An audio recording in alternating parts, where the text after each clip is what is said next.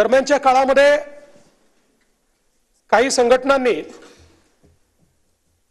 दुसऱ्या दिवशीचा परभणी शहर आणि जिल्हा बंद अशा प्रकारचा एक बंद पुकारला आणि हा बंद पुकारल्यानंतर हा शांततेत व्हावा म्हणून या सगळ्या संघटनांना पोलिसांनी शांतता मीटिंगला पाचारण केलं। जवळपास 70 ते 80 विविध संघटनांचे कार्यकर्ते या शांतता मीटिंगला हजर होते आणि त्याच्यामध्ये जागा ठरल्या, कुठे कार्यक्रम होतील, कुठे रास्ता रोको होईल, कशा प्रकारे निवेदन दिलं जाईल, त्या हिशोबाने पोलिसांनी देखील 19 फिक्स पॉइंट तयार केले आणि त्यानंतर 11 डिसेंबरला म्हणजे दुसऱ्या दिवशी ठरल्याप्रमाणे 7-8 ठिकाणी हा चक्का जाम आंदोलन सुरू झालं। शांततेत सुरू होतं आणि त्यातल्या 7 वेगवेगळ्या डेलिगेशन्सनी एक एक करून जिल्हाधिकाऱ्यांना भेटून शांतपणे आपली निवेदनं दिली आणि हा कार्यक्रम सुरू होता। या दरम्यान अचानक खानापूर फाटा, वसंतराव नाईक पुतळा, विसावा फाटा, गंगाखेड रोड या ठिकाणी काही आंदोलकांनी पहिल्यांदा टावर जाण्याची सुरुवात केली। त्यानंतर 300-400 आंदोलक जमा झाले आणि या आंदोलकांनी मोठ्या प्रमाणात त्या ठिकाणी तोडफोड सुरू केली।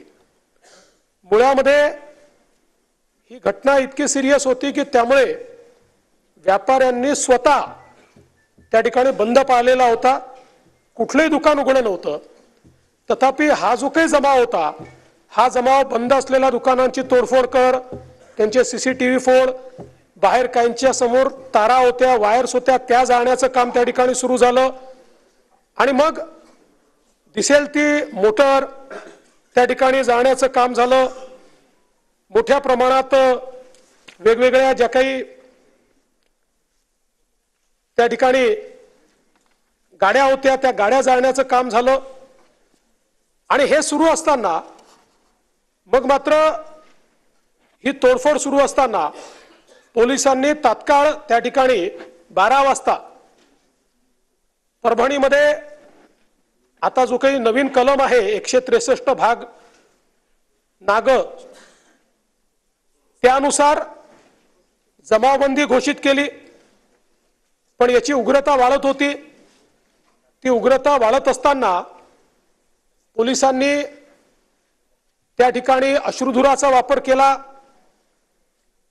लाठीचार्ज देखील त्या ठिकाणी केला आणि सगळ्यांना पांगवण्याचा प्रयत्न केला। यावेळी काही महिला होत्या, ज्या महिलांनी जिल्हाधिकारी कार्यालयामध्ये प्रवेश केला आणि मोठ्या प्रमाणात जिल्हाधिकारी कार्यालयात तोडफोड केली, काचा फोडल्या, त्या ठिकाणचे खुर्च्या फेकल्या, जिल्हाधिकाऱ्याच्या फायली फेकल्या। परंतु जिल्हाधिकाऱ्याने देखील अतिशय संयमाने कोणाशी दुर्व्यवहार न करता त्या ठिकाणी सगळी परिस्थिती हाताळली आणि यानंतर ज्यावेळी बाहेरून कुमक आली, SRPF आपण आणली, त्यानंतर मात्र सगळा जमाव शांत झाला आणि या संदर्भात एक प्रकारे शांतता प्रस्थापित झाली। या